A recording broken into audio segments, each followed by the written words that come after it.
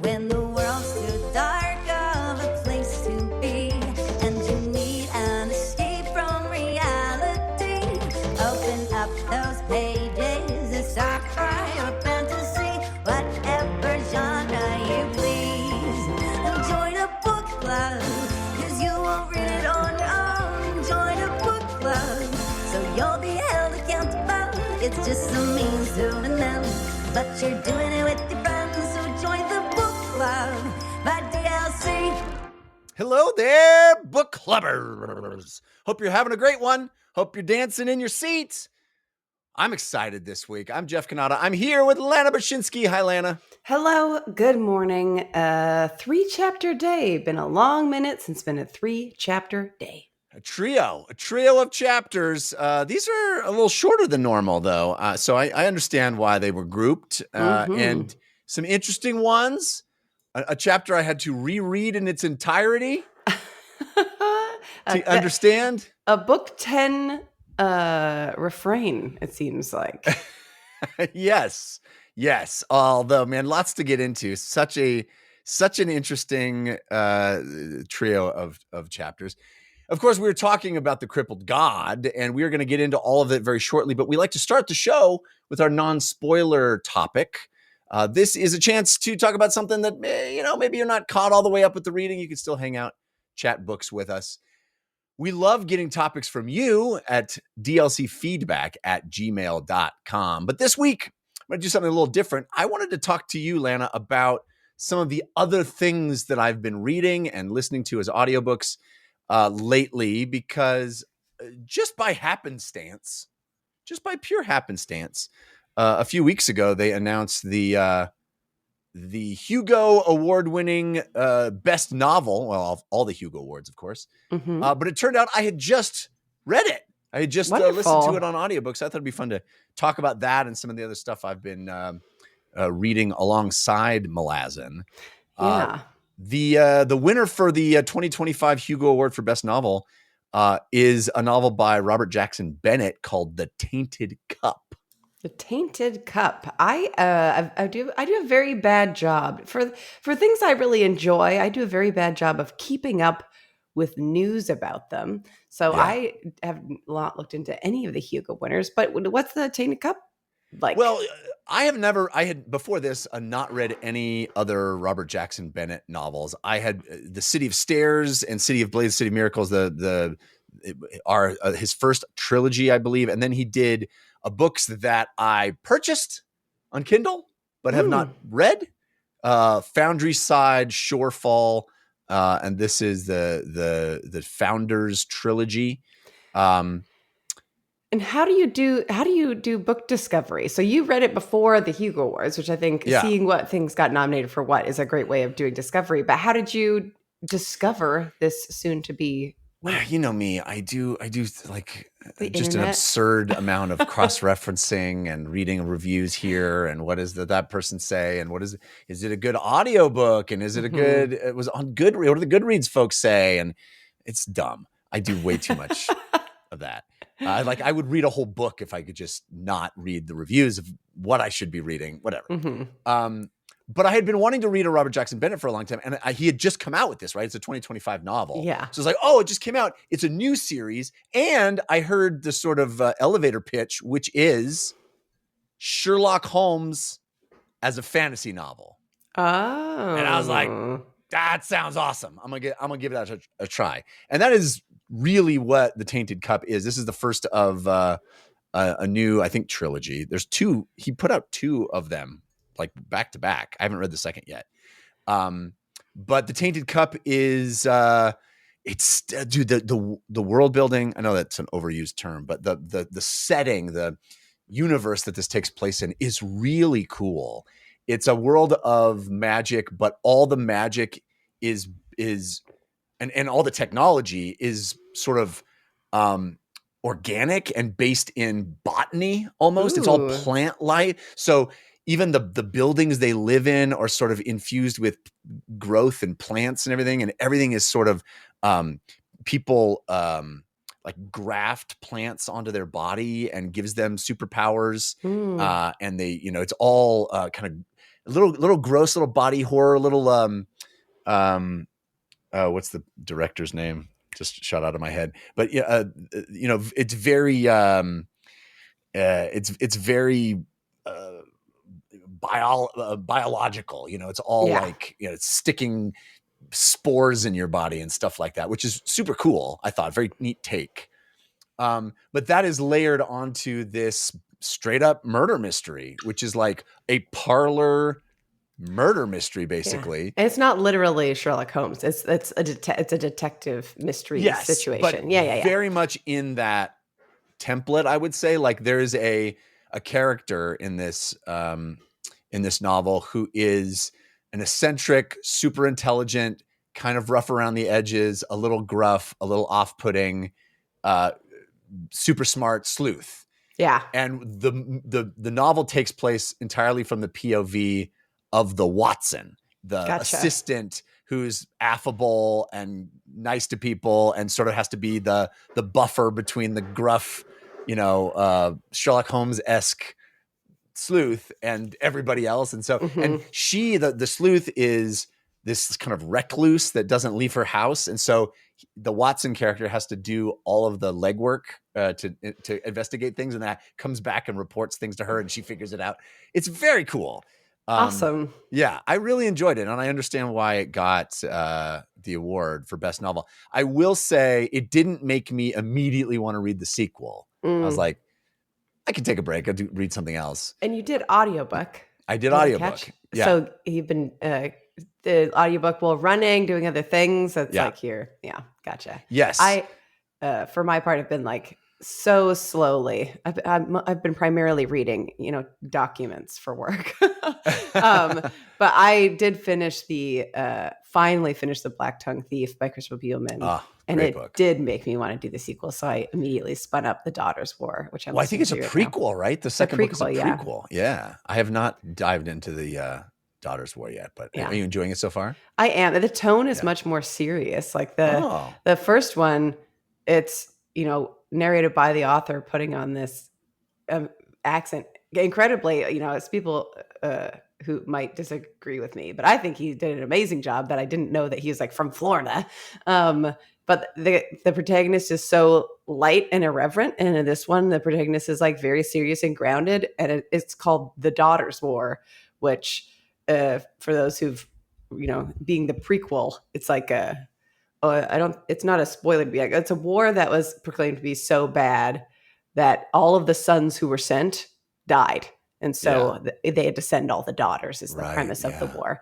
And so, it's like, it's like a brutal fight against the goblins. That in the book, even the goblins, you're like, goblins, so silly. But they're described as like absolutely gnarly, like to the point of being alien, like just really brutal creatures. And so now being set in the war where like those two sort of factions are against one another, I'm very curious to see how it goes.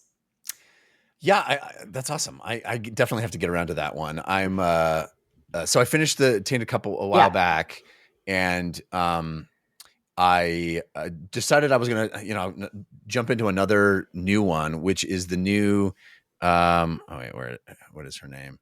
The R.F. Kuang book that just came out, Catabasis, which had a cool premise, which is like this student at Magic University.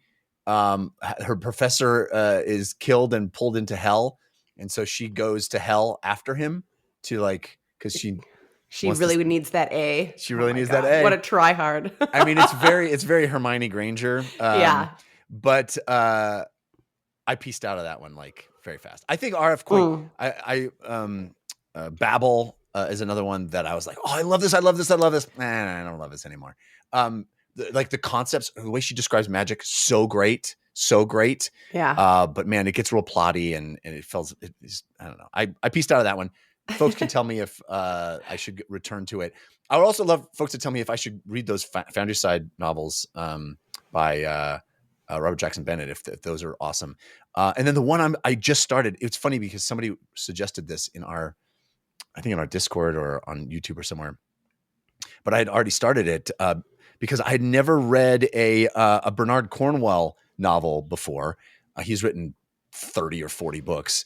The Sharp series, which I've never read, but they're all like historical sort of war stuff and supposed to be excellent. But the one I'd heard of was this the Warlord trilogy, which is his take on Arthurian legend. So Knights of the Round Table, Excalibur, Arthur, Guinevere, all that stuff. Yeah.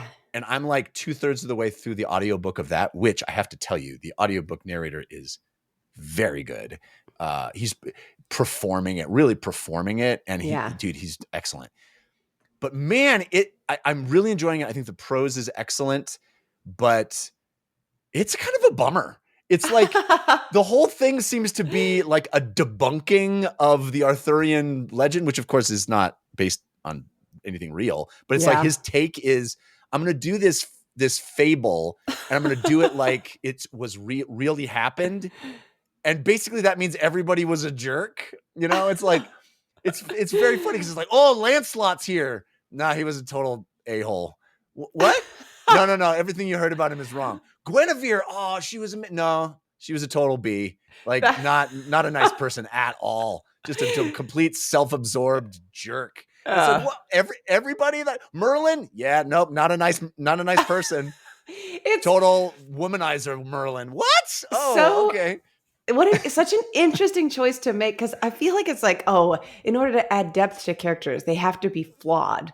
But then if every character is like so flawed, you're like, well, everybody kind of like sucks. Like, depending on like what the flaws are, that it can be tough to stomach. This is like the lamest thing to be like, this is just like, because I was never like a big fan. But I got, at the end of 2023, I don't know if you recall, I got so sick for like 6 weeks. I was like out. I feel like I blinked and lost 2 months of my life. But the thing I did retain is during that time I watched all of Gilmore Girls, which I'd never seen. Sure. But it was just like, 90s shows. Yeah. Problems. But like generally they're like, here's all the charming characters. And then I happened to finish it when they did like a last little season reunion thing with all the characters. And in that, after like years of like charming, Rory's the star of the town, the end of the series is literally spoilers for Gilmore Girls, that she goes off to go be a journalist following Obama. Like that's the end of the story. She comes back and she's like failed at being a journalist, and she's like cheating on like dating her like university boyfriend who's cheating on his fiance with her, and then her mom is like mean to her, and like everybody is just horrible all of a sudden, and it's like these are characters we know and love. Don't you want to like pull me in and be like, they're amazing, oh this is so great, and feel the same way being like, Knights of the Round Table, this is gonna be awesome. Yeah. It's so chivalrous and like heroism, and it's like no, he spits on her, like whatever it is, like just it's exactly that. It's all that, and it's all like no, there was no real magic. No magic happened. And there's the framing of it is like this guy Derval, who spent his whole life with Arthur, at the sort of end of his life, like writing the book, like the framing device is he's writing the book, and he's writing it for his new wife, who like wants to know if all the stories are true. And he's like, no, none of them are true. And there's like, it's constantly like him talking to her and her being like, well, what about the sword and the stone? He's like, no, there was never a sword in the stone. No, somebody set a sword on top of a stone once. And she's like, really? And he's like, yeah, sorry. And the whole thing is just my God, you're bumming me out, man. It's like The Princess Bride, but instead of like a little kid who's like pretending he doesn't want to hear about romance, it's somebody eagerly wanting to know and just getting dismantled. Yeah. That's so funny. It's funny. Still very good, though. I mean, the prose is really excellent. So I'm into it, and I love the performance of the audio narrator. Yeah. So still recommend it. I don't know if I'm going to hop into book 2 right away either, because there's 3 books there. But, I like to bop around. You finished it already? No, I'm like 2/3 of the way. Yeah. Maybe it's going to get like revealed that the person reading it is like Merlin, and he's like trying to hide. There was already spoilers, I guess, but there was already a section where Merlin was hiding as somebody else. So that's already happened. Well, it wasn't him. All of is lost. Yeah. Anyway, just a little quick update on other stuff. You know? All right. Well, we got a lot to get into here with Malazan. So let's get into the Crippled God. Chapter 5 is where we start. And this is a chapter that I had to reread in its entirety, and we'll get into that. But I think the first scene is really fun. We start with a bang, literally, as Sandalath tosses an amphora, a big urn, down the stairs, shattering it because she's so mad because she don't want to be queen. Don't be calling me queen. I love that she throws it, describes this thing shattering, like this ancient artifact in this space. And people are like, that was pretty sick, actually. That was like really cool. It's so funny because I love how it starts because you just see it shatter. It's like beautiful. It's like dust on the stairs, because it shatters into so many pieces. And the golden bits that are from it. Like, yeah. And Withal's like, whoa. And I think Pithy or somebody there is like, you should have gotten here earlier. And he's like, if I had gotten here earlier, I would have gotten brained by that thing coming down the stairs. So basically what is happening is Sandalath and Yontovis are in a bit of a disagreement about who should rule, who's going to be the queen of Carcanis. Both of them standing by the throne and being like, no, after you, my queen. No, after you, my queen. That's right. You're the queen. No. I think you should be the queen. You've got the royal blood. And she's like, just because I'm Taistandia, everybody who's Taistandia has royal blood by your... She's like, yes, but you're the only one here. So you're the queen. She's like, no, but you are the actual queen of the Sheikh. And she's like, but Sheikh inherited the land. We came here later. It's all you. So there's this argument about, who should actually rule. And Zenaleth not too happy about it. Mm-hmm. But Zenaleth, interesting. I remember when she first sort of appeared and tried to figure out who she was. And there was some sense that she was some daughter of, there's something that implied that she was some daughter of darkness person when they were running through a warren, slipping around somewhere. Yeah.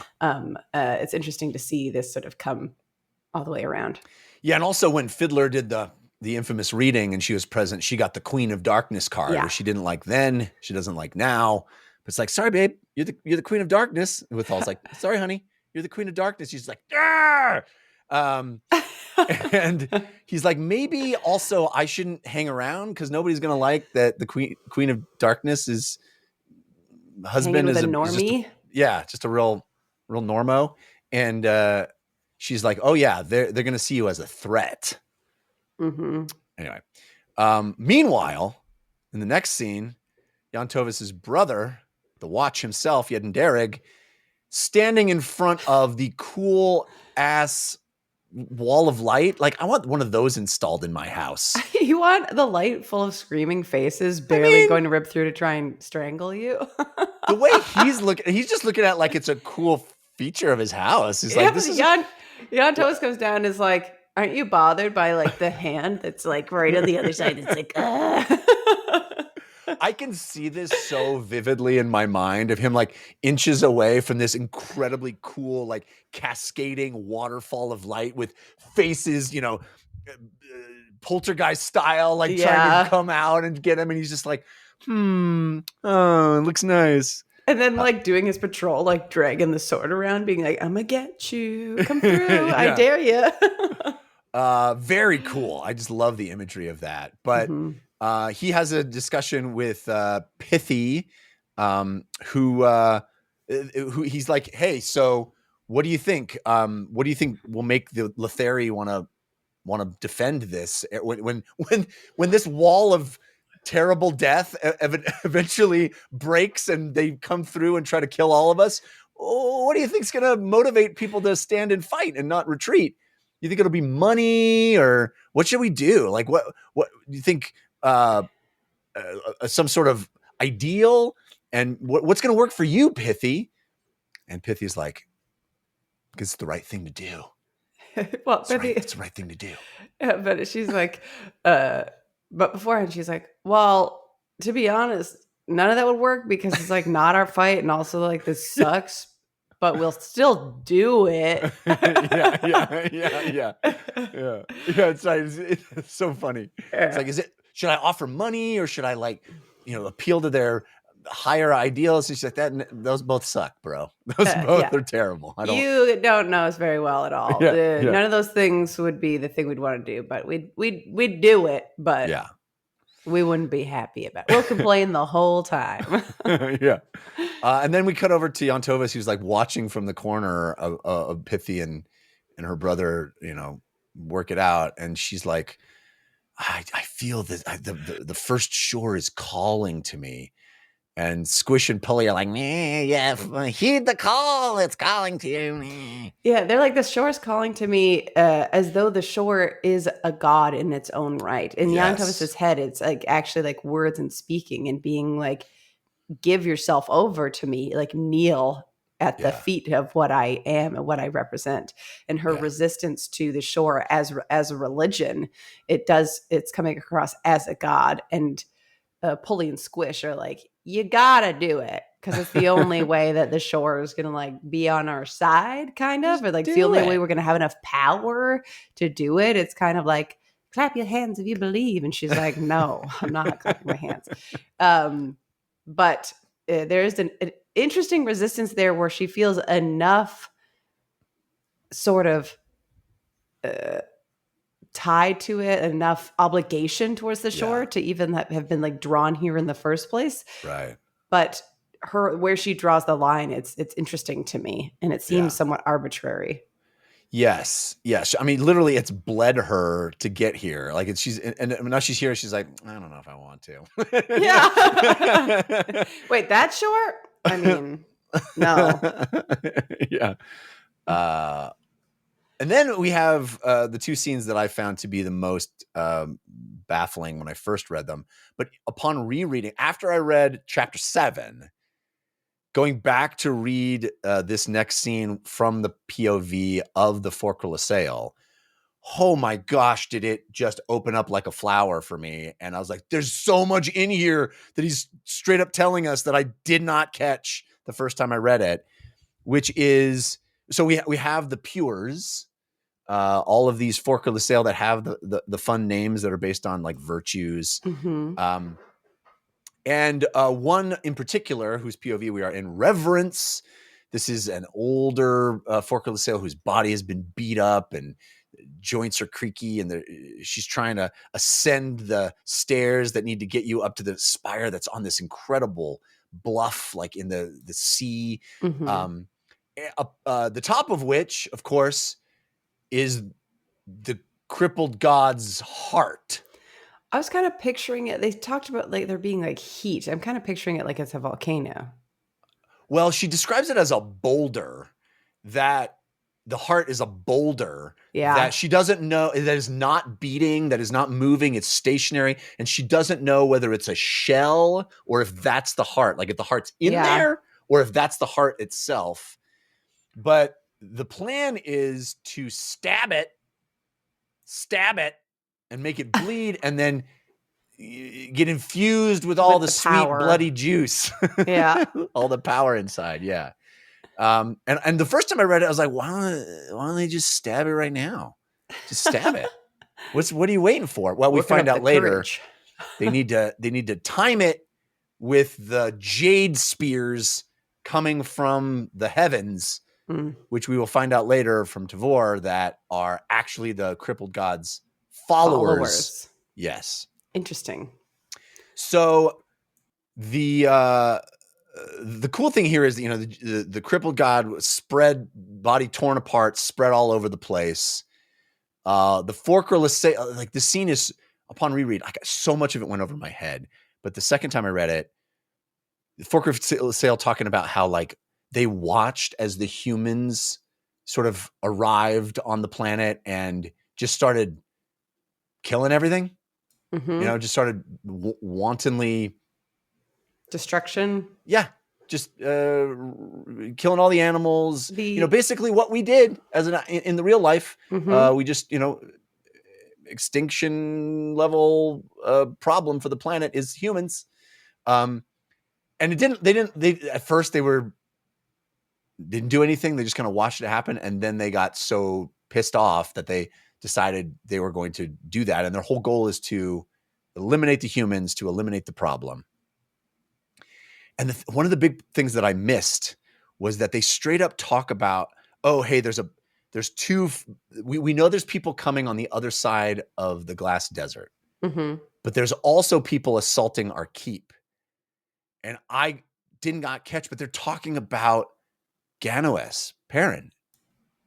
They're talking about that scene that we saw where he is like, trying to intimidate people by standing up and standing on the parapet every day and being like, and they're super strong, but they don't know that we're not strong because we're showing them how strong they. So they're talking about being assailed on multiple fronts. So later when Tavor is talking about her plan, I think what's going to happen, my prediction is she is going to get helped by her brother in a way she did not anticipate. That's my guess. And she's, to skip ahead, her plan of having this multi-front thing. Yeah. I think there's an additional front that she's not aware of. Yeah. Yeah. Yeah. Anyway, I don't know what your or maybe she is aware of it. I don't know. It's her. Yeah. She's cagey. She's cagey. I will say that all this section in the chapter, unlike you very responsibly rereading, I'm like, I'll understand eventually. Yeah. So I did not pick up on the fact that it was Ganoes.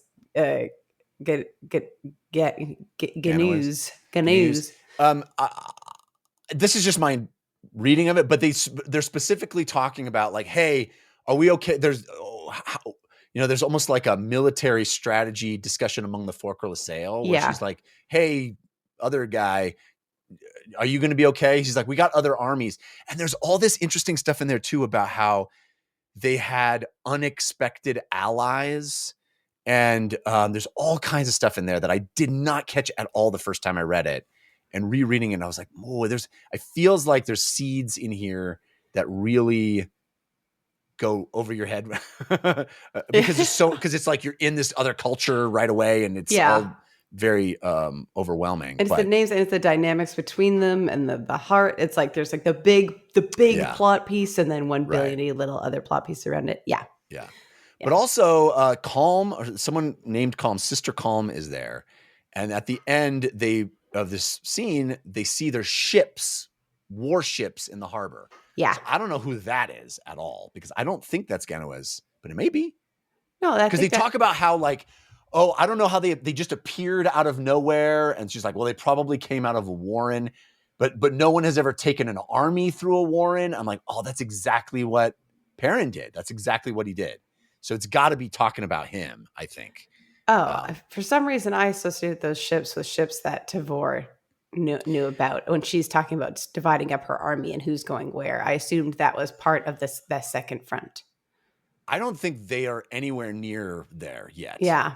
Okay. But so I don't think it's them. I don't know for sure the ships are Ganoes, but I do believe what they're talking about assaulting the keep. And they're like, it's so rude that they assaulted the keep. Are they going to just leave as quickly as they came because they just appeared out of nowhere? And she's like, yeah, they probably popped out of a warren. That's the only way they could have appeared. But no one has ever carried an entire army through a warren. But we saw that little glimpse of that scene when we popped in on Perrin. Yeah.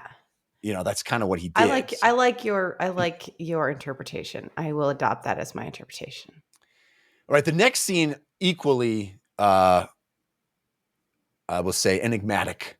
When I first read it, this is Sexual Loth and the Errant and Kilimandaros still hanging out under the blood rain of a dragon, as one does.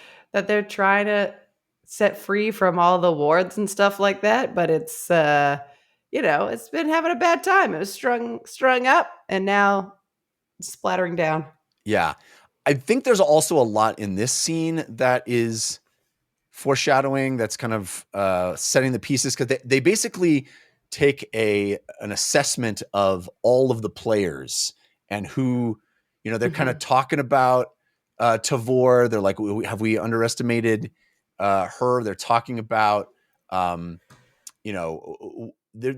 talking about the other gods and, kind of what's going to happen and what they're prepared to do. They're talking about Olar Athiel. They're talking about, all these problems that they anticipate in whatever their plan is.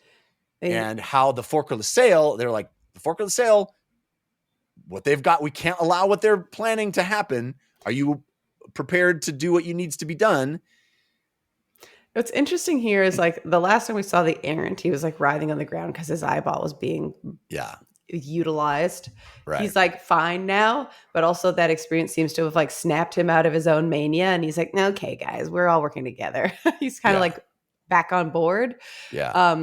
And then the part I thought, there's a big focal point on Sechel'lath, Knuckles. Mhm. And there's a little bit about like who was in whose mind that I was like, wait, Opon is Sechel'lath's kids. Yes. Sechel'lath created Opon, the twins. Yes. And is now prepared to uncreate them. Which to me, I think is interesting of like thinking about what that means. They're trying to remove the idea of chance, the random nature of chance from the upcoming battle. Right. And so knowing that it's like, he's created these gods of like the push and pull of them. It seems to me like the implication there was they want to remove any randomness, opportunities for randomness from whatever it is they've got to do in the future. In order to do that, they have to get rid of Opon. So love that. I think that's a very astute observation. Yeah, that and very callous about it. They also seem to indicate that they're willing to murder Olarathiel. Yeah. They also, they're basically saying, there's this kind of disagreement between Sechel'lath is like, I liked it before. Or maybe it's the errant that says, one of them says, I liked it before. Yeah, the errant liked it before. Yeah. Before the thing got screwed up and back when we had followers who were in line and it was all better before. And Sechel'lath is like, no, I don't want it like it was before. I don't want it like anything. I just want it all gone. I want it all obliterated. So there's even kind of a disagreement with them. But I very compelling, interesting scene. But like, I feel it's going to be very enigmatic, and it's going to be one that, in retrospect, is going to make more sense. Yeah. Yeah. And then Kilmandaris is gassed because she's basically punching her way through all the wards and things that people put on this dragon. And then because it's like brutalizing her to get through. And so she's like taking a rest to try and recover before she continues trying to free this dragon. Gotta take a punch break before you can punch more. Exactly. And the one thing I thought was like, I was like, huh? Where Errant asked Sechel'lath something about like, is Kilmandaros okay with killing her children? Yeah. And I guess Sechel'lath is her child, or she. Oh, I didn't catch that. Because I thought because he calls her mother. Yeah. But then he asks if she's okay killing her kids, and I'm like, but then is her kids his kids? I guess I don't know. I interpreted that as like made. The peoples of the world. Like, are you okay with like wiping out your children? But maybe gotcha. Yeah. Misinterpreting it was laced into the discussion about unmaking Opon. Right. And so maybe he's just thinking of Sechel'lath and like children and grandchildren. Is there a family lineage? I don't think that matters, but there was like something about that I was like, he calls her mother, and then what's the math there to get those kids? But they're not, I don't picture that they were like born like babies. So I don't know. Right. Yeah. And also Sechel'lath is like, I don't think it's enough to just bleed this dragon. We got to kill it, but I don't think we can. Yeah. All right. The final scene of this chapter is checking back in with the world's saddest children. The snake is like, oh, it's been so nice here and we got to leave. No, can't. We've actually had a little bit of not torment in our lives. So time to head out. It didn't seem like torment, but I just want everybody to know that even though we were eating all that food and stuff, it was killing us. Yeah. It was definitely draining our life force in ways we don't understand. So we're going to go. Our lives are only pain. And there was the tiniest hint of not pain. So let's change that up real quick. Everybody's little tum-tums full because they won't be for a long time. So they're off into the glass desert to walk more. Yeah. And the, a big important detail is, I'm going to forget his name immediately, but her buddy, who is like who was exploring the crystal sort of caverns before, has like a number of objects that he's sort of studying and is giving him intel in some Right. way. And he's keeping those with him, even though she perceives that they are going to continue draining the life force. Chapter 6, we start with Tool.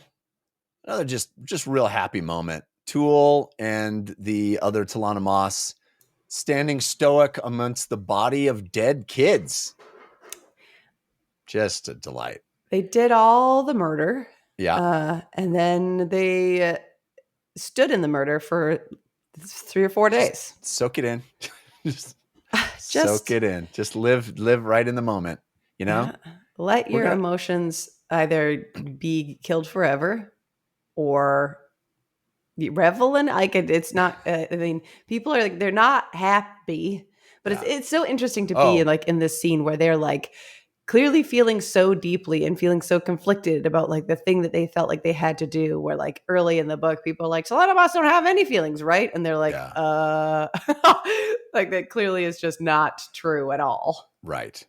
Yes, and I don't mean to be flip about this. The notion is just so horrific that one, leans into being a little irreverent about it. But that's it is a truly harrowing notion. The depths to which Tool has descended, and we get over the next couple of scenes here, the other Talana Moss, even they, having done it, having followed him, are so repulsed by the notion of what they've done, the blood on their hands, that they're unwilling to follow him anymore. That this is a bridge too far. They've crossed this Rubicon, and now he is, he has lost his leadership role. Well, only 2 of them, right? Yeah, like that's true. There's 3,000 of them in his wake, and 2 of them stay. It's like they're all frozen, horrified by what they've done for 3 days. And then Tool is like, it breaks sort of like his level of horrified and needs to continue to meander and just dwell on the misery that he's feeling, the extreme grief and the extreme rage, and just the being driven to revenge in a way that he wouldn't normally have done that. And so he sort of continues to just wander, but within himself, there's never a time that he's like, all right, roll out. He's just within himself, and people are drawn to that, compelled by that.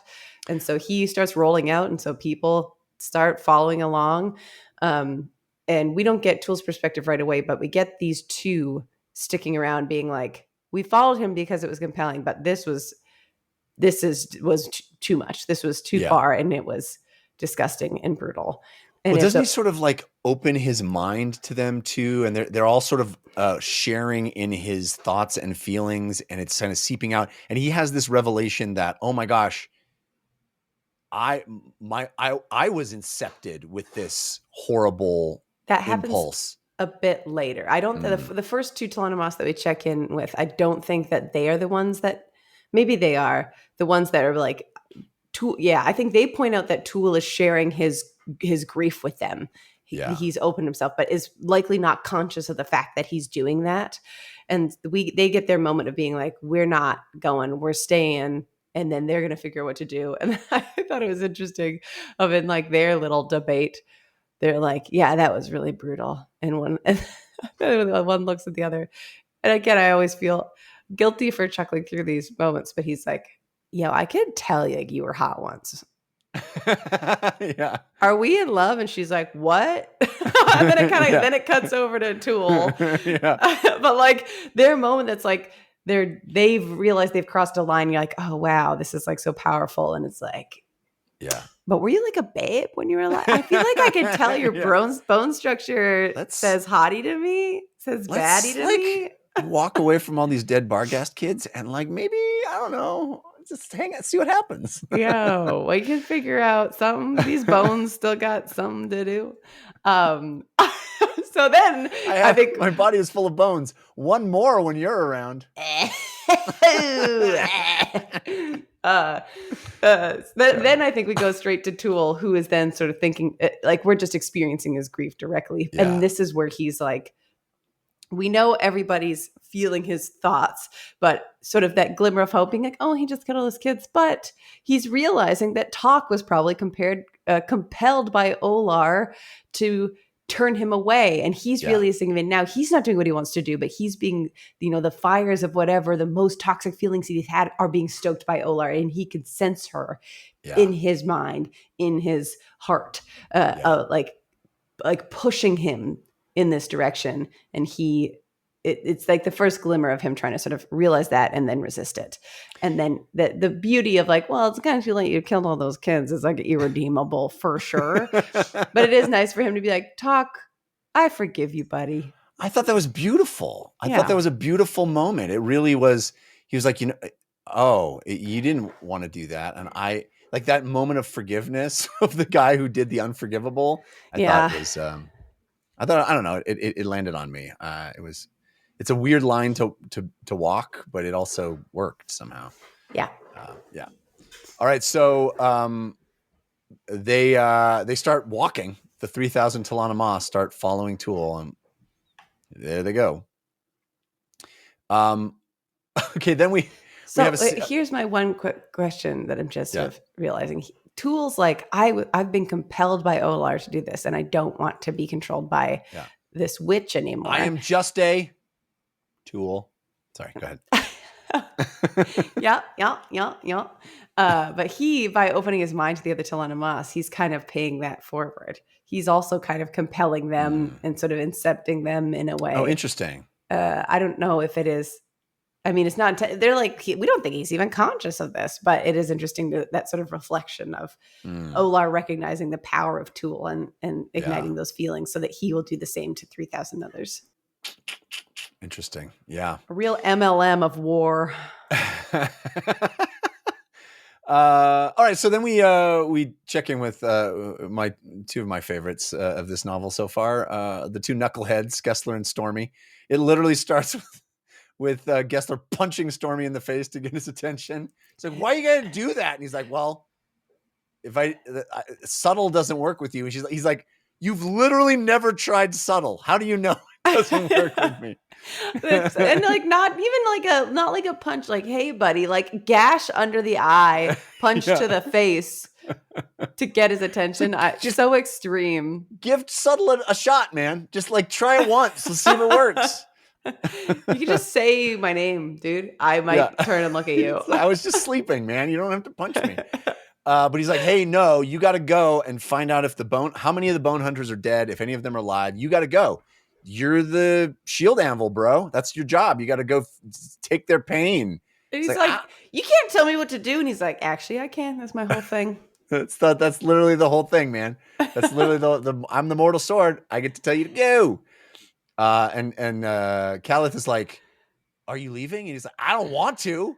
She's like, well, you should probably have some bodyguards with you. Let me send the sick velociraptors to hang out with you. And he's like, all right. So, dude, the notion of him like riding, it's basically Red Mask all over again, but in a cooler way.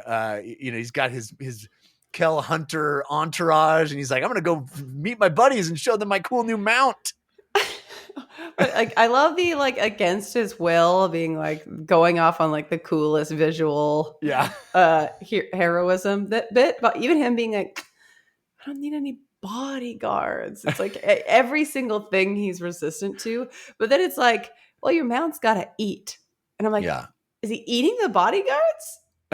No, I think they like procure food and bring it. Okay. Yeah. But they're all there when they show up. It's not like, and here I am. There was more, but we ate them. Yeah. Yeah.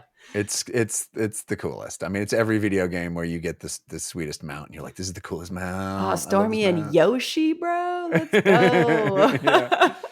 All right. Then we cut over to Grub and Sin, who are watching Stormy leave. And Grub's like, he's leaving, and Sin is like, I'm totally emo and I don't care about anything. And, oh, hey, don't you know your dad is dead? What do you care? Your dad is dead. Your dad is dead. So Did you know that your dad is dead? He's like, annoying. oh, shut up. It's so sad. She's like, yeah, my brother's dead. I'm not crying. Am I? I'm not crying about my brother being dead. Everybody's Grub's dead. like, why not? And she's like, yeah. did I mention your dad? Yeah. And he's like, you are dead inside. Like the magic got inside you and it scooped out all the emotions. And also, can I get some of that? Because I don't like this feeling. Yeah. I don't like it. And then It's so sad. Does it immediately go into Sin's like little history lesson on sin? Yeah. Which is disturbing as all get out. Really brutal. Yeah. He's And like, I want to be empty and feel nothing, just like you. Cut to why I feel empty and feel nothing. You know why I have. It's not that I. It's not just that the magic got to me. It's that I've been actively trying to burn everything out of me because things were put in me against my will. Yeah. Really harrowing. Obviously, this flashback we get, and also this notion that, which is very terrifying, which is she sees Grub as her salvation and has this kind of grotesque propriety about him of, oh, you're mine. I'll make sure you stay with me forever. That's why I made sure your dad died in the battle. She guided one of the bolts at him. It specifically said she did not guide it, which I thought was interesting. She rode it. She rode the fire of the lightning, but she did not guide it. She just let it go wherever it wanted. And if it happened to kill the one person that she thought could pull away Grub's interest and maybe let him live a normal life, she says something along the lines of, so there's like cards. I think it was the cards given out. And it was like one card was given wrong. Or she's like, I don't need a card to know who you are. Is Grub is the virgin of death. Yeah. That people would have put upon Sin, but Sin's backstory is that, the brutal sexual assault of her, that she's been trying to scour herself clean with this fire magics ever since. And you always know that she's the little glimmers of her twisted relationship with sexuality have been like little flashes of it through time of her relationship with Ferdinand Sort, I think it was, or Masan Galani. There's like little connections that she had that you're like, that is a weird, wrong thing for you to do, child. And so her now seeing Grub as like is the virgin of death, and she is, what is it, like the something else of death, because she, as she was being assaulted, killed the person assaulting her while he was still inside her. And because of that, she's like the seed of death or something like that, where this direct connection with death, it allowed death to be such a part of her body. So literally that she like killed this person. And now Grub, she's put herself on Grub, and that he's the version of death and nobody will touch him the way that she was ruined. And it's like the overcorrection into this extreme protection such that she would like want to, it's like, the classic toxic behavior is isolation of somebody, pulling them away from anybody else for their protection. It's like descended into a specific mania because of everything that has happened to make her what she is.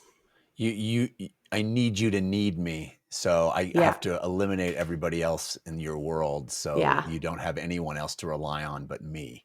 Yeah. Which is very disturbing. Very disturbing. Sin seems like descending into real scary place. Real villain stuff. Yeah. So then we pop over to Silchus Ruin and Rue Delel, who are still wandering in the cold. And Silchus is like, we don't have to be cold, bro. We could be dragons. Dragons don't get cold. He's like, well, if I'm a dragon, then I start having crazy thoughts. Yeah, real crazy thoughts. I feel like I'd rather be a little chilly than like lose my sense of self entirely. Yeah. He's like, but can't we? He's like, there's like a cave like right there. Can't we just go to a cave next time. And I just love him like trying to like make a fire and like rap with his cloak and Siltra's just like on the ledge being silent. Yeah. He's like, you know what I'm going to do? I'm going to get you a sword, a real sick sword. That'll make you happier. And so it's like, I just want to be warm, man. Or it's like, now? Yeah. It's like, what sword are you going to get me? It's going to be a surprise. It's going to be a surprise. I'll get you a sick sword. I'll be right back. Hops off the ledge and he's like, oh, dude, that moment where he leaps off the ledge and then transforms in midair into the dragon was so cool. Such a show off maneuver. Yeah. It's like so. I mean, it must also be like try hard, but like also must be like just fun as a person to be like, you know, 100%, 100%. That's all for him. That's not a necessary thing. Yeah. There's no way it saves that much time. There's like. It's just for the flair of it. There's like a little jolt of personality there from a dude who just mostly wants to stand there quietly and meanly. And then Rude being like, so much. I guess I'll go find a cave alone. Yeah. Yeah. I'll just think about how lonely I am. Think about my dad. This is sad. He's like, my dad must be so lonely because he's in this place where he's basically alone and it's going to be winter. Like feeling bummed out, little buddy. Yeah. Then we're tossed into a crazy scene that turns out to be a dream, but I didn't know it at the time. With an incredible battle, thousands of people, warriors, invaders, tens of thousands. Like, what? Where is this? Turns out it's Oblala Pung dreaming because he's got this weird mace, that crazy mace, the blue metal mace.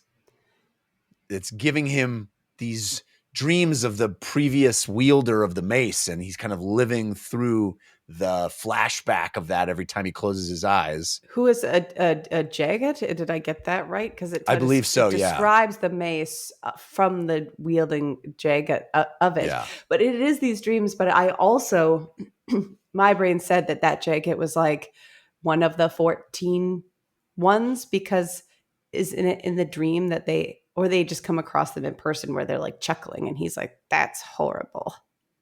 Oh, one of the 14 ones. Interesting. I don't know. I definitely think that this is a flashback to this battle between the Jagged and the Forkless Sail. Yes. Yes. So I think I'm conflating two scenes that happen, but it is a flashback, but my brain said it was that Jagged that was present there was also one of these Jagged for some reason. But he's like a giant. He's like an even bigger Jagged than a regular Jagged. He's like a super Jagged. Oh, yeah. Right? He's like enormous. He's like, they all rely on me because I'm huge, which is cool because Oblala Pung is also huge in more ways than one. Or maybe he's a Trell. Mappo has tusks as well, doesn't he? That's true. So I maybe assumed it's it not was a Jagged, but I don't know. That's interesting. Because Mappo's a big boy. Yeah? Mappo's a big boy. You're right. Yeah. A tusked being. Yeah. I'll stop theorizing. Anyway, he has this wonderful, annoying, but I found to be quite delightful to read scene with Rolata. I pulled it. What? I pulled it. You pulled it. Okay, quote. I'll let you do it. But I loved it so much. Their interaction and his like dumb guy, and the way Draconis handles it, and her cunning and her knowing he's an idiot, and the way she's like, stop being such an idiot. Okay, I'll sleep with you. But it's so great. There's like within these two chapters, there's two characters. Isn't it two characters? That's like, let me think about this for a second, or maybe it's just the one scene. I just want to think for like 1 second before I say yes or no to having sex with you. And they're like, you missed the window. And like, no, I was going to say yes. I say yes. I say yes. I say yes. Go back. I say yes. Go back. I wanted to. Yeah. It's very funny. And then we're in Setok's mind. But before that, the reason that they're having their conversation is Draconis is like left. We're like mixing a couple. Oh, yeah. You're right. So no, wait. We've staggered this because Draconis does go peace out for a second to go do his business, but then he comes back later. Yeah, that's later. You're right. I skipped ahead so there's the first scene is Oblala Pung just waking up and being like, That was weird. It's so nice that she's not actively trying to murder me now. Yeah. I did take all her weapons away, so maybe that's why. And she does sleep with a rock next to her. Yeah. But isn't it nice that I think she really likes me, my love. Oh, she's beautiful as she sleeps. And it was nice of Draconis to stop her from murdering me in my sleep when the knife was like a centimeter from my eyeball. I know she loves me now, though. Yeah, and it's interesting. Draconis never sleeps, except for that one time when he was like lying down, which is when she tried to kill me, and he got right up. Oh, jokes on her. You really fooled her. What's silly billies? It's so great, so great. She really thought he was sleeping, but he stopped her from murdering me. So then we head over to Setak, who also is having a vision.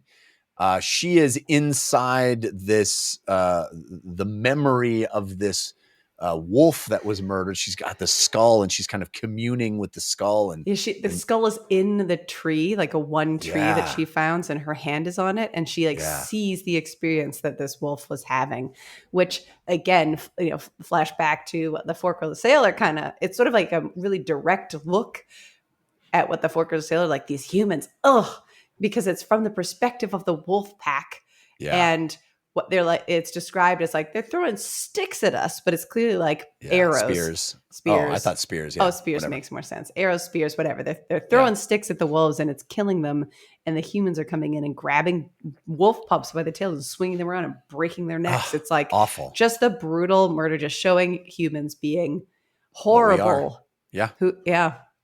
I mean, there's so many moments in these chapters and in this novel, and I think even in Dust of Dreams, just over and over referencing how humans the problem suck. is humans. The humans are just selfish. They think that they stand above the rest of life on Earth, and it's not Earth or wherever we are, on the planet, and just can do what they want and take what they want and don't have to worry about balance or anything like that. And I think this is this constant refrain of they cause things to go extinct. They wipe out everything. They take, they eat, they waste, and I think that's certainly resonates with me. Yeah.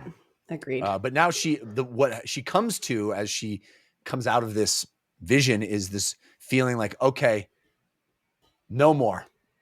It's time for the wolves to step up and get some revenge. But retribution, I think, is the word she uses. It's interesting to see because, this is the Fork of the Sailor's opinion, and she's she feels it so deeply that she's like looking back at the caravan of the remaining TTG, and she's like, "Do I kill these ones right now? Do I start here?" And she's like, "Well, no, my journey isn't like to take out random little bits and bobs here and there. It's I got to take it all down. I got to cleanse all of the humans from this world." Which, when we think about it, she brings up civilization again, which is a Karsa Orlong refrain that we haven't heard in a hot minute. But interesting to start placing. Where's Karsa? I feel like we're setting all the stage here, and I want some Karsa. I feel like we're 7 chapters in. I want some Karsa. Is our Tobla Kai the end of the book. But I do feel like there's like little comments that make me be like, oh, it feels like here's like characters that we might see. There's like little civilization came up a bunch of times. And he popped in chapter 1, right? We popped in just for the briefest of moments, and he was like, they were banging, and we popped in and saw him. So he's coming back. He's here somewhere. I missed that boy. He's my boy. There's another name that pops up later that made me be like, "Does that everything good?" But we'll see. Anyway, sorry to interrupt you. I agree that this is a major theme that seems to be swirling around the crescendo of the series, which is, what's the problem? Is the problem literally civilization, and must it be destroyed? And there's these factions that seem to be aligning in that thinking. I don't know if they're wrong, frankly. Speaking of, yes. So she gets to the point where she's like, no, I'm not going to kill my Trigal friends. I'm just going to leave. So she leaves, and then we cut over to Faint, who's like, hey, Precious Thimble, Setak's leaving. She's like, another one's leaving. It's like, everybody's splintering away from the group. And she's like, well, we got to get some some water or we're gonna die out here. Can you just conjure some? And Precious Thimble's like, did I not tell you the magic is dead here? And even it's actually kind of weirder than that. It hurts. Yeah, I don't like it. I don't want to do it. And Faint's like, stop being such a wuss. Well, she's like, it hurts. And she's like, people die, Thimble. And she's like, no. And my heart doesn't hurt. The magic hurts. And it doesn't hurt me. It like hurts it. Like when I reach for it, it goes and pulls away. And she's like, get in the water. I don't care what it takes to get in the water. Buck up. Stop this nonsense. Just do it. What's the worst that could happen? And then crazy, she like reaches out, really horrifying, but in like a way that I'm like, so cool. Incredible. So everybody's eyes, like it feels like an earthquake is happening. Her eyes, ears, everything starts bleeding like profusely out of her face. Same with Ambi, who's not magic attuned, but like eyes bleeding. And I'm gonna forget exactly who's who, because doesn't Ambi grab Precious Thimble and run away? He punches her out, but it's and runs away. But that's not the actual magic wielder. There's Precious Thimble. There's Faint. Sweetest Sufferance. So Ambi grabs Sweetest Sufferance and runs away? No. The Sweetest Sufferance is the one that gets eviscerated? Eliminated. Right, okay. Something about Precious Thimble and Sweetest Sufferance. My brain's like, same name. Yeah. But Ambi punches Precious Thimble because he's like in love with her, right? I think she's the one that she's the one that he's in love with. Anyway, I think he punches her, picks her up, and just pieces out. Yeah. But the freaking jade arm comes through her. It's described first as it looks like bony protrusions coming out through her eyes and her face as though as like tusks through her ribs, and then it sort of zooms out and it's like, yeah, but you see a wrist coming out from under the ground, so it's been like pierced, it's like the fingers piercing through, but you like figuring out what the bony protrusions are by describing the wrist after the bones is so fascinating. And then it's a giant jade skeleton person. The fact that it's like such bony protrusions gave me skeleton vibes, not like person vibes. But they like Faint is looking on in horror and going, oh my God, I'm so sorry. I told you to use the magic because it summoned this thing. Clearly. My bad. That's on me. I'm going to, you know what? I'm going to take the L on that one because I really did not see this coming. But like giant jade buried skelly bones or something. I didn't see it as a skelly bones. I don't know. Maybe I'm just using the Heberic moment from many books ago. It's just the fact that it's described as like tusk-like, like sharp-fingered jade bod. I just thought it was out. Like it comes finger first through her face, and then like it just rips her body apart by just coming up from the ground through her body. Yeah. Ugh. No, incredible. She is completely eviscerated and turned into a puddle. Yeah. Faint looks on, the ground is shaking. It's like a deafening roar. And she's like, oh God, a forehead is coming out of the ground. Yeah. Got back to Draconis, who's like, BRB 1 second. And like, grabs his sword and swirls himself into just darkness and wings. He's not a dragon, just darkness and wings. Oh! He scoots over, lands, Faint's like, what the hell's happening? Goes and like, in my brain, pretty casually just stabs the jade thing in the head immediately. The force of it cracks the thing's head in two. And then he's like, get my sword back. And then he's like, well, and just leaves again immediately. Like, what were you doing? You know that where they come from, all of their gods are shield anvils. And I was like, what does that mean? I also was like, isn't shield anvil the one that takes the pain away from people? Yeah. I was like, am I supposed to know that? What? I thought that was the coolest moment though. He just walks back. He's like, you really shouldn't do that because where they come from, all of them are shield anvils. And she's like, ha ha ha ha. Who are you? What are you doing here? Who are you? And he just pieces out again. But all of them being shield anvils. So rad. Shield anvil was like what's his name, who went in the pyre and took all the Yeah, pain. Kovian. Yeah. Right?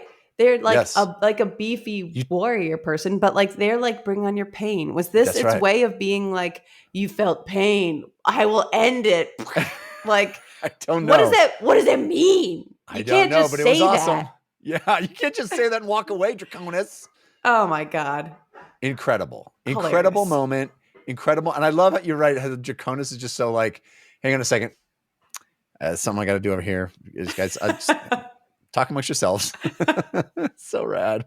He's just so like, it feels like it's like a flash of time of this thing, like how slowly in my mind, just because like the size of it would look like it's moving, to how quickly he cracks its skull and walks away, just leaving this corpse ? What? Oh, dude. Yeah, it's awesome. Amazing. Awesome. Yeah, so awesome. Draconis is like immediately one of my favorite characters in the whole series. So it's so rad. Yeah. The other thing that we skipped over as far as gruesome but vivid imagery, the moment with the Sin flashback where she literally like presses the guy up to the ceiling so hard that he like flattens into the stucco of the ceiling. Yeah. It's just incredible. He's just a puddle that's vaguely human shaped. Yeah. Awesome. So awesome. All right. Oh, so this is now the scene that we jumped ahead on, where he has left, Draconis has left, and Rolada's like, now's our chance. You gotta give me my weapons back. Come on, let's go, bro. And I know you clipped this, so I won't go into it, but it's amazing and it's wonderful the way it plays out, and him just being like his dumb logic about it, and she's just so frustrated with him. And then she's like, never mind, your friend's back. And Draconis is like flying back into camp, like, sorry about that. Anyway, shall we? Yeah. I love that also, like their trio, like whatever his magic is, maybe it counts as like elder magic, and that's why it doesn't affect things in this way. But he's clearly like, they're like feasting. Yeah. He's like keeping them fed with like delicious food and the freshest water. Yeah. And she's like, I gotta get out of here. And I'm like, girl, maybe I'm like a little Pavlovian response, but like I'd stick around for the feast. Yeah. I also like all the stuff where Ublala's like, I'm not a coward. I killed all these guys. She's like, oh my God, this is the stupidest lie, the dumbest lie. And but we know it actually is true. Very funny. Like he's like partially quoting things he really has done, and then otherwise quoting dreams that he's been having. And he's like, well, I love that. Yeah, because he's losing the line between, it's such a vivid, evocative dream that he doesn't know if he did it or if it's somebody else. Very cool. Mm-hmm. Cool way to express that, I thought. All right. And then we have a moment with Olar Ethil and Torrent. They're still walking along, and Torrent's like, I'm gonna protect these kids. Olar picking up the I guess Barcast child by the scruff of the neck. I'm like, can you pick up humanoid kids that way? And they're fine. I love that Torrent's like, stop doing that. Don't carry him that way. Give me that. Yeah. I also love the fact that the kids are like, we're going to go see dad again. Oh, dad's alive. Everybody, happiest day. Dad will be where we're going. And Torrent's like, it's probably not going to be define alive when you see him. Yeah. Don't expect dad. You know what I'm saying to you? It will be somebody who responds to the name of your dad. He's going to be dad adjacent. Dad adjacent. It's not full dad. Very funny. Also, Gruntl's scene, who he's also kind of losing his mind. He's running through the shredded warrens, but kind of losing his mind. And the Panther lady, Kilava, is trying to coax him back from the brink of like losing himself to the tiger, which I think is what happened to Treach, right? Treach lost himself to the tiger. He did. But I also thought, you're a tiger. Sorry, go ahead. Sorry. the thing I thought was interesting, he's like running through the warrens. He is the tiger. He did rip out the throats of a bunch of people somewhere, Yeah. like humans somewhere. And then Kalava's like, hey, stop that. Come back here. Let me show you the ways of the kitty cat. And he's like, Yeah. and then the metaphor between like, hey, with like the baby bird falls out of the nest and the cat kills it. Yeah. Versus like the parents fall out of the nest. Like what happens? The parents fall out of the nest, you kill them. The baby birds are also dead. But if you kill a baby bird, the parent birds can make more babies. What do you think happens? Do you think the birds feel anything? It's like things to think about. As kitty cats are, just from one kitty cat to another. Stop that. Well, Come I think back it's yet another example of like, hey, maybe we should consider animals with the same feelings we consider people, you know, maybe. How about not just looking at animals as fodder for our continued existence? Yeah. Anyway, I thought that scene was great. Sorry. Oh my God. Terrible. Then we have Mappo, who is also being a real sad sack, which I found this to be a very powerful scene too. Because I love Erikson is always so good at not allowing these big moments to go unreflected. Like there's always fallout, there's always repercussions, there's always emotional resonance for the things that have happened, right? We don't just, in a lot of novels, a big thing will happen, it'll be powerful in that moment, but then everybody forgets it 2 minutes later. And I just love how he always is showing the weight, the psychological weight on the characters of the things that they've done. Yeah. It's a real strength of his writing, I think. But it is interesting, like Mappo kind of has like an errant vibe in the sense that he's like, I just want to go back to how it was when I had my buddy and my whole job was to keep him unaware of anything. Like he does come across as like a little bit toxic the way that he sort of talks about his relationship with Ikarian, but it's like this longing to go back to the glory days in a way that is sort of like makes me be like, anybody trying to go back? We keep showing what back looked like, and it was pretty bad. Yeah, it's true. Yeah. Yes, I clipped a large section of this, so we don't need to go too heavy into it, but I do like his self-reflection about, if the whole point was for me to, show Ikarian compassion, and if I can't even do it to the kids that I let Olar Thil take away, what kind of a hypocrite am I? I just thought all of that was very powerful and great. Yeah. All right. So then we have this really weird, I thought it was very odd. Maybe it'll come back in some way, but Stormy just kind of bumps into the Jaghut comedy troupe. This is the scene I was thinking of earlier. Yeah. That I conflated with Ublala's thing.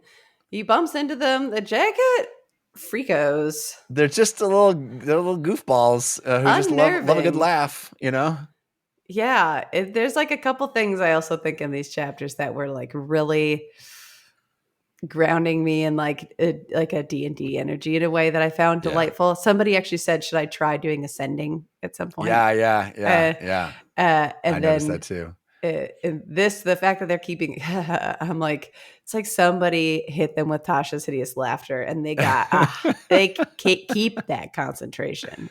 Yeah, but it's a very odd scene in that Stormy just finds them, and they're like, "Hey," he's like, "Hey," and he's like, "Well, I'm going this way," and they're like, "Well, we're going this way," and that's about it. It's just kind of, it was very funny.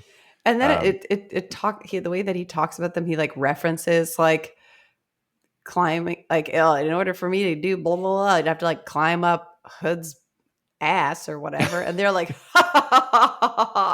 and he's like, where's your boss or whatever he says. And they're like, we sent him off. And he's like, weird. You send your boss away? And they're like, yeah, we do. And then he references Hood, and they're like laughing about it. Mm-hmm. And then he leaves, and he's like, that was so weird. But honestly, just how unnerving and horrible listening to their laughing was. If I was their boss, I'd want to get away from them too. I'd send myself on the errands. Yeah. But what he runs into them, and what are they doing? I forget what they're doing. They're just chilling.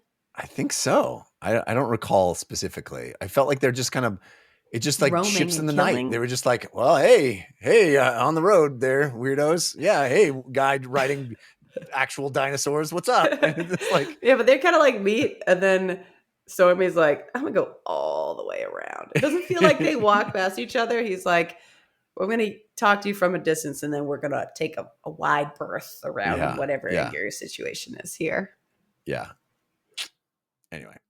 All right, so that is we're just hitting chapter 7 now, and this is a big one. Okay. Do you have a heart out? Let me double check. All right. Chapter 7 is, in my opinion, straight up a banger. Awesome chapter. You had mentioned last week how this novel feels like one of the first times in this whole series where we're just getting straight up information. Yeah. Just direct, Uh-huh. clear info. And I think chapter 7 is a perfect example of that. Yeah. I mean, for the first time, I think, ever in this series, we literally have, here's the plan. Yeah. You know, like straight up. From Tavor. From Tavor. I mean, there's still a lot of caginess because she's still cagey. There's still a lot of questions, a little, stuff on the edges that's like, well, but what? But what else? But maybe there's another layer to this. She feels a little loose on the hinges. Yeah. And I appreciate that, and I love Erikson's, the way he always holds things close to the vest. I love the layers of mystery, but I also really appreciate when it's like, okay, here's the plan. Yeah. Because we have the big parlay. I think the scene is really nice. Did you find out if you have a heart out? It's 10. I got time. Cool. So I love the lead up into this, which is, from the Erinick's perspective, she's kind of like smoking in the corner, watching all of this, seeing how Brees is like genuinely kind, and the moments of Tavor being genuinely kind, like welcoming, what's her name with an H? Havanot. Yeah. Havanot. Yeah. Welcoming her and sort of making her feel comfortable and expressing gratitude. All the stuff of like Tavor's attention to detail and always being aware of everybody's needs in a situation, I think is such a powerful way to convey her skill at being a leader and her comprehensive understanding of a very complicated problem. Like that feels like her superpower. Tavor is the one who grasps all of it.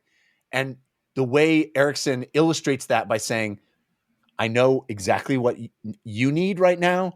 I know exactly what you need right now. And I know how to withhold some things. And I know how to treat other people like crap because they also need that right now. She's very shrewd, but also like very caring when it's required. I thought that was awesome. Yeah. The and other people sort of in her influence doing the same thing. So we have the parlay, we have people showing up to the tent. We have the I can't remember the name of the Coltane crew. They are the Kundril burned. The Kundril burned here. So they show up and they're like, we shouldn't even be here. Yeah. And the first person to recognize that is the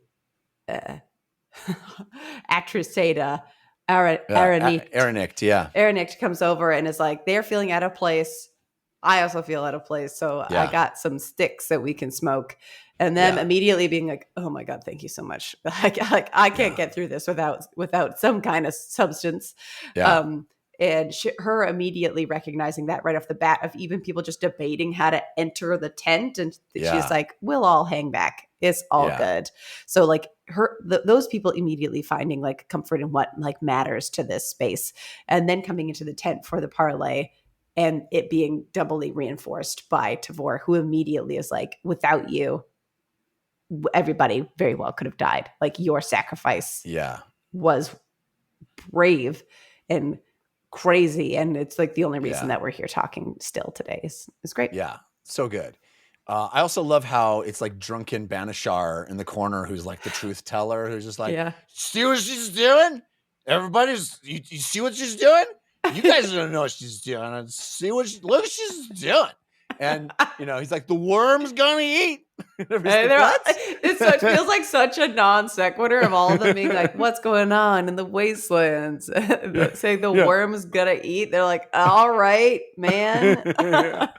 I love this scene so very much, not just because it sort of lays things out in a clear way, but the dynamic of everybody in there and the way Tavor, her confidence and the way she plays. She's like, okay, here's what's going to happen. We're going into the glass desert by ourselves. And they're like, wait, what? Aren't we supposed to escort you? And she's like, nope. And she's like, oh, so you don't need us then? She's like, no, I need you very, very much. I just need you for something else. And meanwhile, Blistig being a super jerk, like being but also you kind of relate to his position because she straight up says, we're going on a suicide mission. Yeah. We're here just to be a distraction while the real thing happens. And he's like, what? All of it, you're just going to lead us into our deaths? No way. I'm not doing it. I'm not going to be a party to this. And he tries to resign. And I was like, let the dude resign, man. He's not helping. But for some reason, she will not let him resign. Mm-hmm. But the plan sounds pretty darn cool. Yeah. She said there's going to be one battle, a single battle. And the bone hunters are going to go across the impossible to traverse desert. Everybody's very clear that no one has ever crossed it. You can't do it. Can't be done. We're going to do it. And then we're going to show up at the Fork of the Sail's doorstep and have a battle. Meanwhile, y'all are going to circle around and attack the spire. You're going to go in and you're going to steal the Crippled God's heart. Mm-hmm. Sick. Awesome. Sick.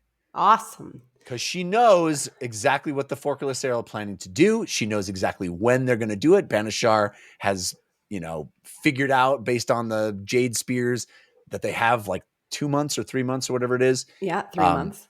Yeah. And it explains where she even somebody I think is like, I don't know.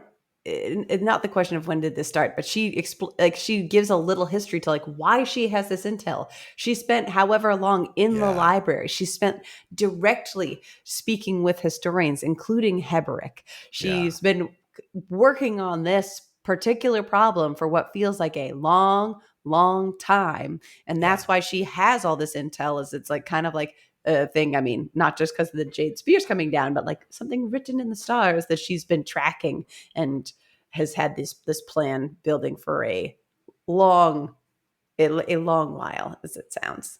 Very so cool. So I feel like that's what we're doing this novel. And I love sort of knowing that it's very fun. Queen Aberstall is like, hey, well, we should talk to my 14th daughter. She is a sorceress of some skill of and which I loved, whether it's like she can do some stuff. Yeah. But she's like, well, she can get around your Atotral sword because she used Amtos Falak. And she's like, oh, interesting. Yeah. And really feels like Tavor's sword in this last book is just going to be a sword. A lot of elder business happening. Yes, seriously, elder business.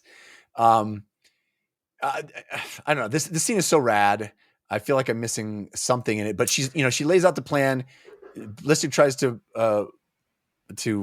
quit. She says no, and she says, "Okay, everybody, get ready. We're going to start marching in earnest now." Yeah. So, they're leaving ASAP. Yeah. Exactly. Is this the scene where at the end of it, somebody's like, when did this start? I think that it is. Oh, no, I think isn't that how the whole chapter ends? Oh, yeah. Yes, that's how the entire chapter ends. We'll get to that. The coolest moment. Oh, so cool. And then isn't there, no, it's later because we go back to Ruth and Gud because then when she puts her head in her hands. Yeah. It's later. Yeah. It's later. So the next thing that happens is the Erinict is like, oh, these bone hunters, they it sucks. They're all going to go to their death. Everybody knows this is a suicide mission.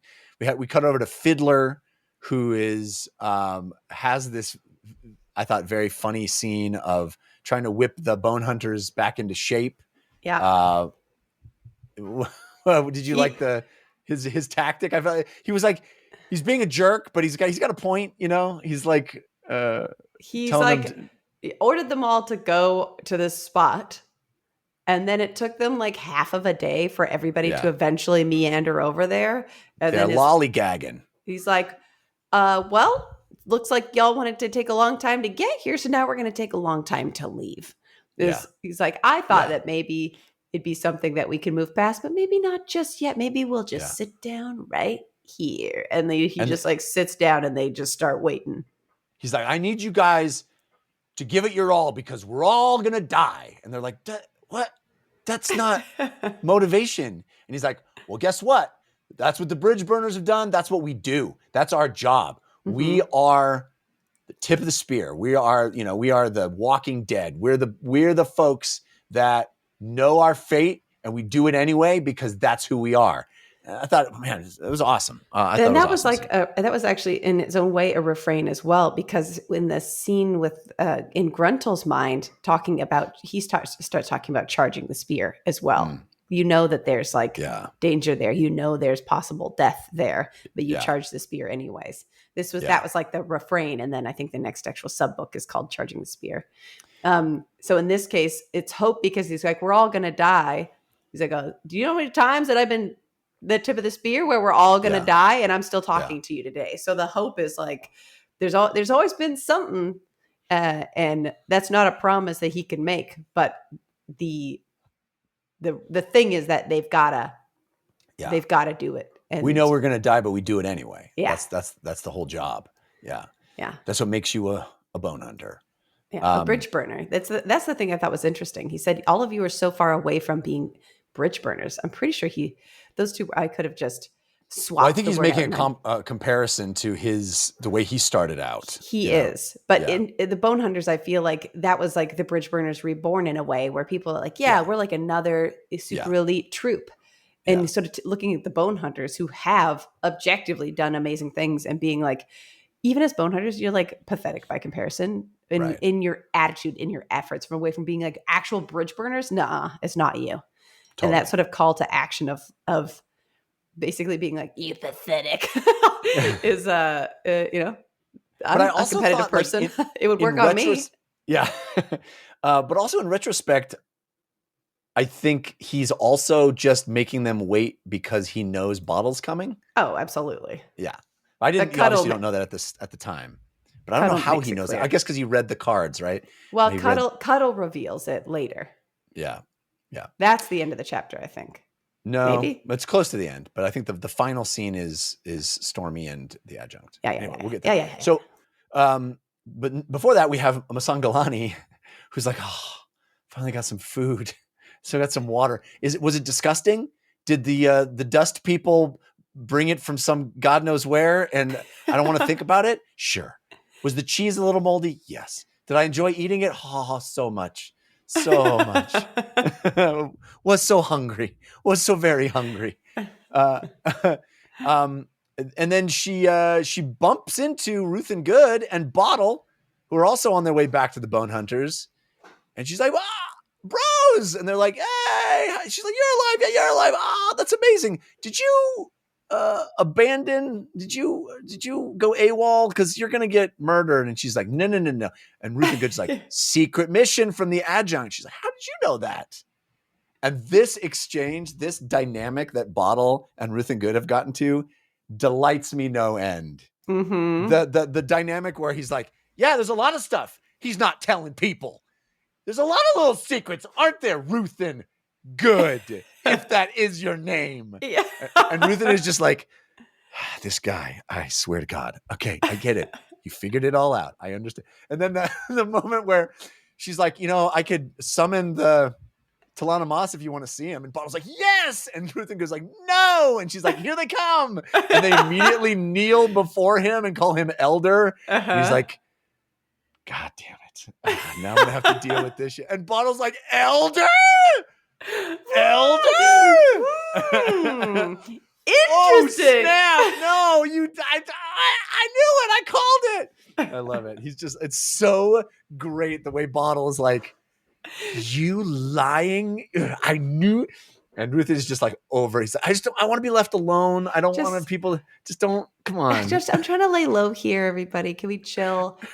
This is another scene where I'm like, should I now be able to know his name?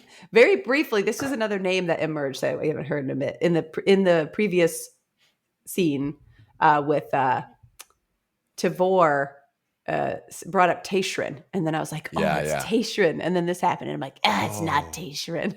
That's interesting. I still now I've pivoted. I do not think he is actually an elder god because there's this distinction between elder and elder god. Like he's like, I said elder, then nobody called me an elder god. Mm-hmm. So now I think that's yet another swerve, but I'm just so excited to find out where this leads because this feels like such a tease. And it's killing me. Yeah, it's killing so me good. How I don't know. There's such an abundance of evidence. I also love how he's like, I borrowed Storm Rider magic and I give it back. Dude, I don't steal things. I give it back. Yeah. Interesting. Yeah. Tashrin was my next guess. I'm going to be changing my guess until the page that it's going to be like, it's obviously. I just love how Bottle's reaction to all of it is, which is it's very, and Ruth and Good is just constantly, shut up, kid. And then we have yet another amazing scene. Chapter 7, total banger, bangers. The Cotillion Lestara Yill scene, incredible. Yeah. I think I didn't. I was literally like, do I pull this entire scene? Too long. Couldn't do it. But it's really excellent. It's talking about love and him saying, Lestara literally offering herself, like, possess me again. If you need something, he's head in his hands weeping, possess me, do it, whatever you need. I'm here. You saved me. You saved the bone hunters. You saved this guy I'm in love with now. There's like a transaction between them. And so when he possessed her on the battlefield, her love drew him there. And the exchange was his rage that she was able to use. Yeah. And through the possession, that's what created the dance to be what it is. Yeah. But even so, even in this scene, Cotillion's looking at her being like, I mean, the way you danced was so incredible. I was possessing you, but it was them together. It was still her in that course of action.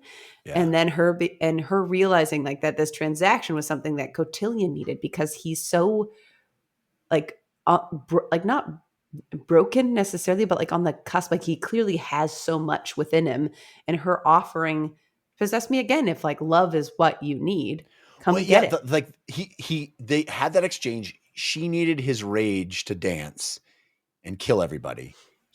So in exchange, she gave him her love, but the like absence of that, as he relinquished it back to her, he realized how he doesn't have that love in his existence anymore because he's transcended those mortal things. Yeah.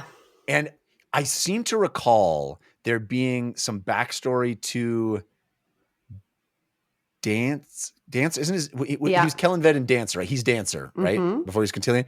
Didn't he fall in love with somebody's daughter?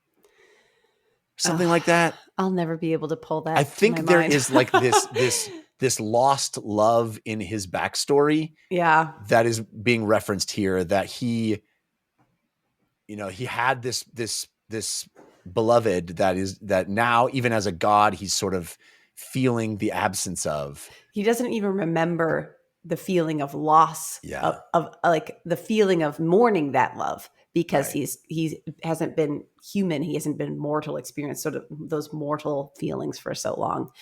Yeah, I thought it was very beautiful. Incredible. And then he leaves without, taking Lestara up on her offer to like possess me again. If you want to feel it again, you can just do that. I guess that's like your thing. And then she realizes afterwards that because it is a transaction, what he would have given her in return in this moment would have been something that could have destroyed her. Yeah. Whatever that was. Awesome. Yeah. Just a beautiful scene, top to bottom.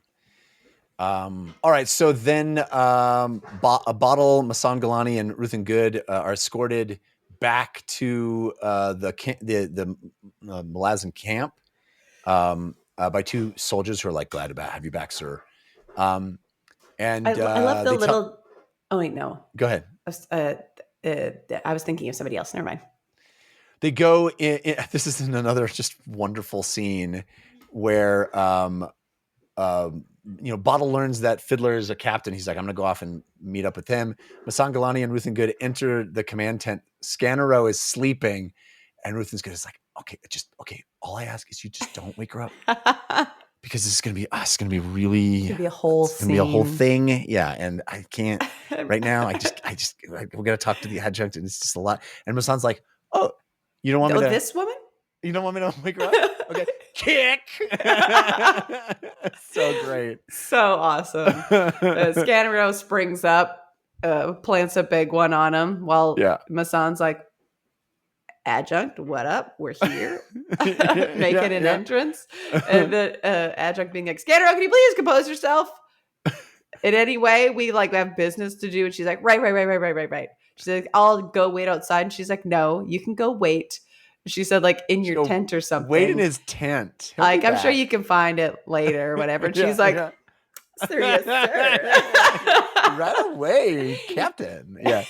I love following orders. Yeah. And then, Masani having her chat with her about like the Jag Hut, and she's like, "Can you get them now?" And they're like, "What up?" Or not the Jag Hut, the Telemamas.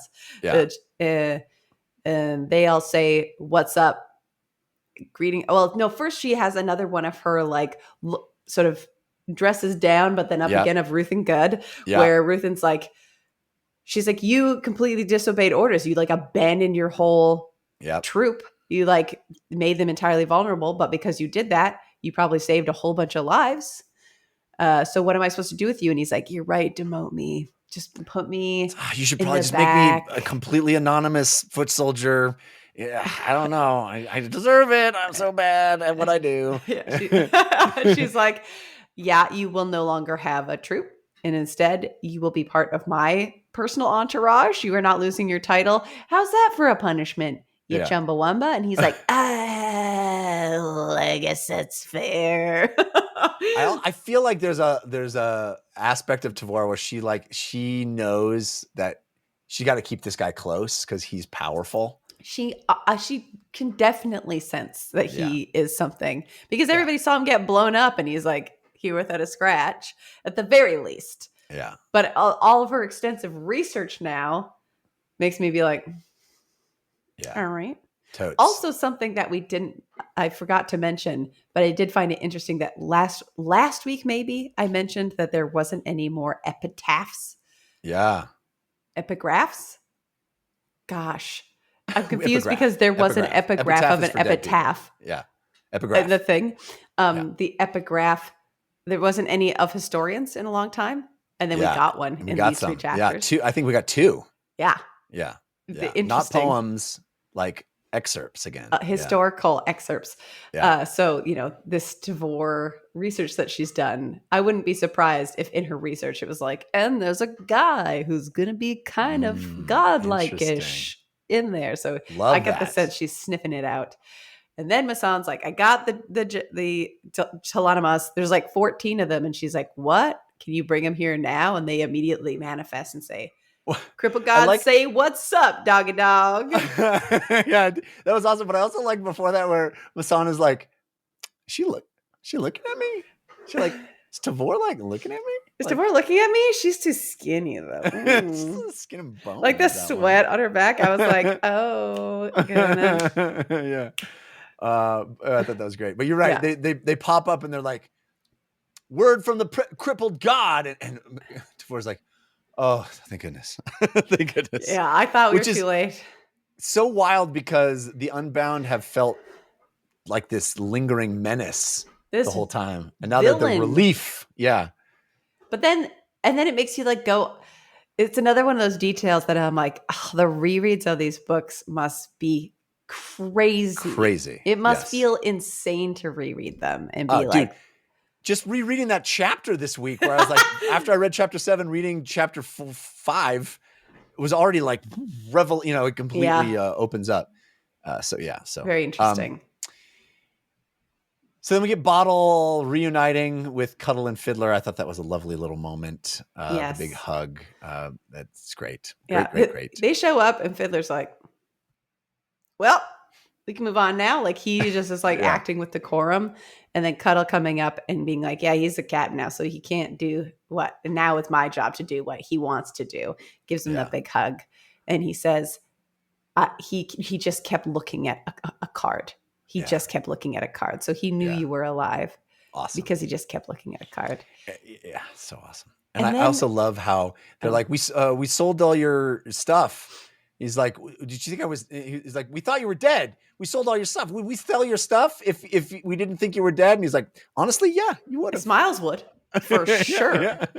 And then they say something like, it's interesting to have the characters feel the same way we do. We're like, yeah, we lost all these people. We lost Quick Ben. And Bottle's like, I don't know if he lost Quick Ben. I wouldn't sell his stuff just yet. He has a way of being not dead. And I'm like, that's exactly how I felt. All right, then the final scene of chapter 7, finally Stormy arrives. I love how he's like walking up with his Kell Hunters and everybody's like, okay, but like I like you, but this is real scary. Like I'm conflicted on how I feel about what I'm seeing right now. I loved the detail of that they bury their swords in the ground. Yeah. They like come up and they make sure that they are planted in the ground. So it's like hiding the threat. It's like, I don't have a scabbard for my arms. So I just slither them into the ground so that I look less menacing. It's like a sign of non-threateningness that I thought was like an interesting little detail. But Stormy doesn't dismount. He's like, I'm sorry, I've been riding really, really, really hard. My legs might fall off if I get off this beastie. And also it's described that they output their like calming stink. They're like, friend smell is here. Enjoy. Yes, and it seems to me like this is something that the adjunct did not anticipate. That it feels like this is going to be perhaps her shaved knuckle in the hole. Yeah, where I've assembled all the armies that I can muster, and we need something. Oh wait, I've got Kachain Shamal. Hey, we got Jade Shmail. We got some lizards in the house. Feels like maybe that'll turn the tide a little bit. Yeah. So she's all up on in them. She's like, you're going to help the 3 human armies. The Bone Hunters are still going to be alone, but you're going to help 3 human armies destroy the heart of the crippled god. Mm-hmm. And he's like, and then Stormy is like, why did you do this? And she's like, I'm not going to answer that. And he's like, okay, well then just answer me this one question. When did you start doing this? And he says, when the Perrin family lost its only son. And he's like, your brother's dead? And she's like, he's not dead. Shut up about it. Dude, enigmatic, beguiling, tantalizing. First scene of Gardens of the Moon. Yeah. IMO. He's standing on the wall. He's this young noble saying, I want to be in the military. And they're like, you don't need to. You're like a royalish dude. You don't like, this is not the life you need to live. And he's like, I'm going to be a soldier. That's the first scene in Gardens of the Moon. That's my bet of when they lost the son.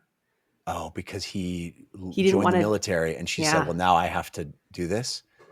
That's my prediction. Crazy. Because she also then says, if you see my brother, what does she say? She's like, never mind. Yeah. She doesn't say anything. She says, whatever. Never mind. The idea that this entire series just obfuscates the fact that it's about one family in a way, like it's been at the heart of like the most core incidents throughout everything. Yeah. House of Chains, baby. It is the most, fundamental trope of fantasy, that this like this family that, but he doesn't ever frame it that way. Yeah. It exists. It's there, but it's all behind layers and layers and layers of other stuff. Man, what a cool magic trick. Delightful. Yeah. Delightful. Awesome stuff. We are already super long, but Yeah. I have two sequences that I pulled. Whoops! Wow, my audiobook is going off. Yeah, I have a few, but because we're tight on time, I'll just read two of them. And one of them is one of these scenes with Ublala and Relata and Draconis. Best we kill her now, Ublala, rubbing the sleep from his face. No, please don't do that. I love her. It's just a spat of some sort, It's just a spat of some sort, Draconis.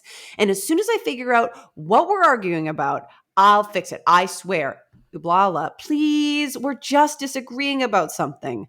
She means to kill and then rob us. She had cruel parents and was bullied as a child, Draconis. Other girls pulled her braids and spat in her ears. It's all a misunderstanding. One more chance, then. My advice is to beat her senseless, Ublala. It's likely that's how Barghest men treat murderous women, as necessity demands. I can't do that, Draconis, but I'll comb her hair. Which is what he had been doing when she'd finally come around.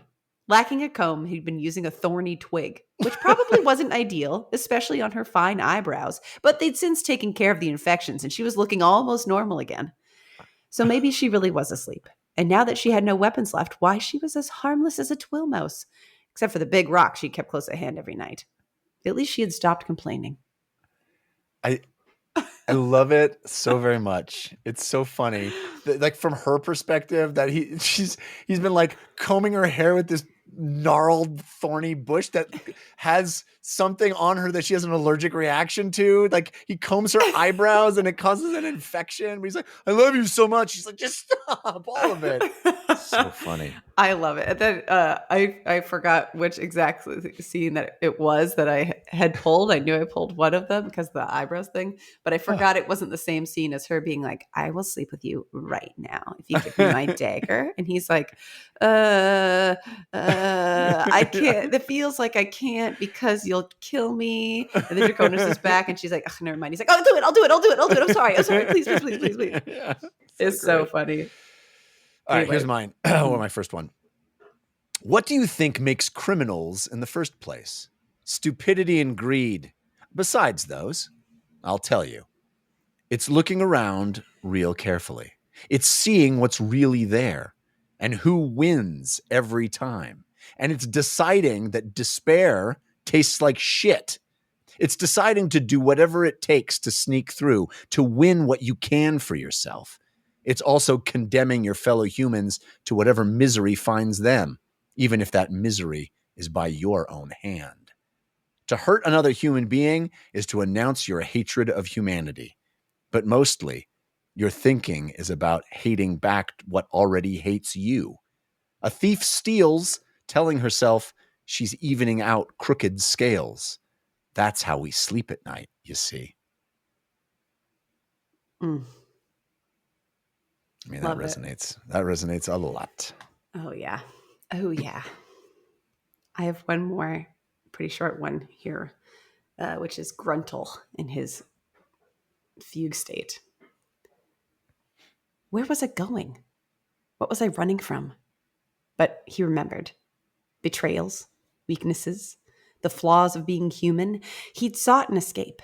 A headlong plunge into mindlessness, fleeing from all manner of remorse and recrimination, running away.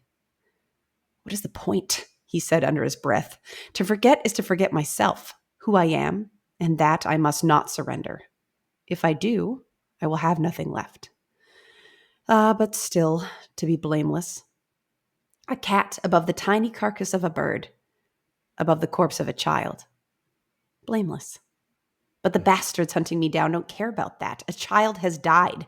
Mothers bow in wretched grief. Weapons are taken in hand. The world is a dangerous place. They mean to make it less so. They yearn to die ancient and withered in straw beds at the end of a long life, with skins upon their walls proclaiming their bravery. Well then, come to me if you must. To your eyes, I am a monstrous tiger, but in my mind, I have a man's cunning. And yes, I know all about vengeance. Wow. It's him sort of embracing himself as the war god. All right, another one real quick.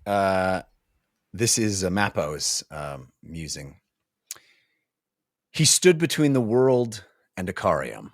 Why? Because the world was worth saving. Because there was love and moments of peace. Because compassion existed like a blossom in a crack of stone, a fulsome truth, a breathtaking miracle. And Icarium was a weapon of destruction, senseless, blind. Mappo had given his life to keeping that weapon in its scabbard, peace-strapped, forgotten, in the name of compassion and love, which he had just walked away from. Turning his back upon children so as not to see the hurt in their eyes, that hardening flatness as yet another betrayal beset their brief lives. Because, he told himself, their future was uncertain, yet still alive with possibilities. But if Icarium should waken, and no one is there to stop him, those possibilities will come to an end.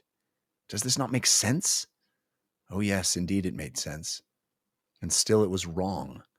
I know it. I can feel it. I can't hide from it. If I harden myself to compassion, then what am I trying to save? Well read, well written. I feel like that is the thesis statement.